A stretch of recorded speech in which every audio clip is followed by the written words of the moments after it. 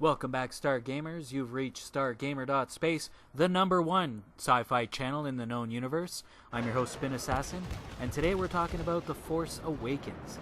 Well, Rogue One is coming soon, this Christmas, and Battlefront Death Star DLC is on its way, and I think it's time to review The Force Awakens. The hype has died down a little bit enough. Everyone's had a chance to see it, and we can be a little bit more objective in talking about it. If I was all down on the movie before, people would think, well, oh, you know, fans, real Star Wars fans, they hate it. Or if I was too excited about it, oh, he's just a gushing fanboy. But everyone's seen it for themselves, so you know exactly what I'm talking about it when I mention it. Now, the first problem, I'm going to talk about the problems first, of course, is that it's a little bit unoriginal. It's a little bit too much like A New Hope, almost formulaic. Now, Lucas has been known to talk about this Star Wars poetry where the same thing doesn't happen over and over again, but it certainly rhymes. And you definitely see that with A New Hope and The Force Awakens. You get the desert orphan who, you know, discovers that she or he, we're talking Luke Skywalker or Rey, they discover that they have this cosmic significance, and they set out to free the galaxy from the Empire or the First Order or what have you. And especially the destruction of the Coruscant system, that was a little bit of a letdown, and you know, it's almost like the same sort of letdown as when Alderaan was destroyed. Here's this planet, we know nothing about it, boom, it's gone. And then in Force Awakens, here's Coruscant, and boom, it's finished. In fact, the entire system is finished. And although that was spectacular, it was a little bit short, it was a little bit quick. You don't really see how Starkiller Base actually does that.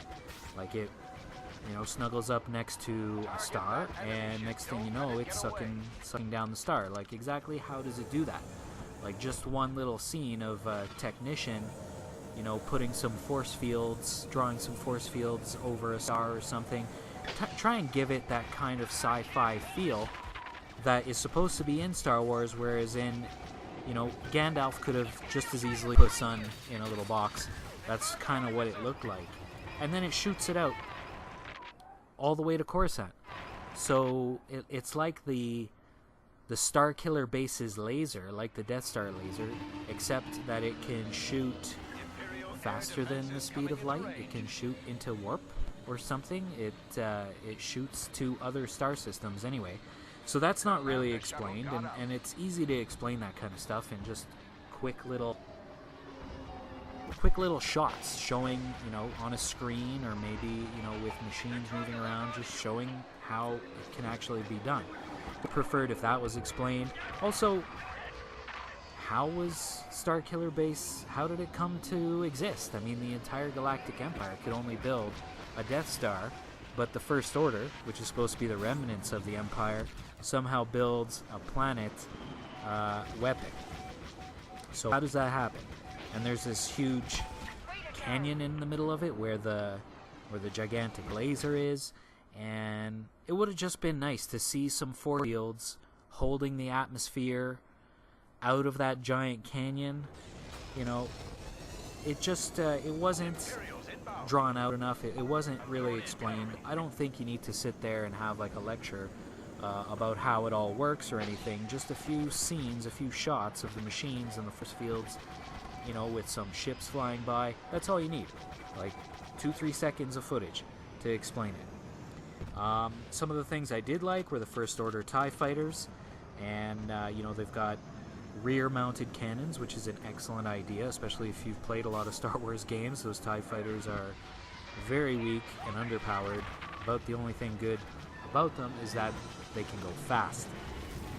And they're two-seaters, so that's interesting. Also, those solar panel things on the side, they're bigger as well. I bought a couple toys for my kids, one of the old kind of TIE fighters and one of the new TIE fighters, and you can definitely see up next to each other, that they're the same scale and everything, but the First Order TIE Fighter has increased its solar panel size and changed the color, of course. Another thing I was disappointed in was the landing craft that you see right at the beginning. They looked a little too World War II. I mean, if you remember the shuttles, Tidarian shuttle from the original Star Wars film, like those were cool looking shuttles, and then you have these landing boats of the First Order, which are really uninspiring and kind of a letdown compared to some of the other things you see, like walkers and, you know, interesting ships in Star Wars. So they really kind of missed the boat on those.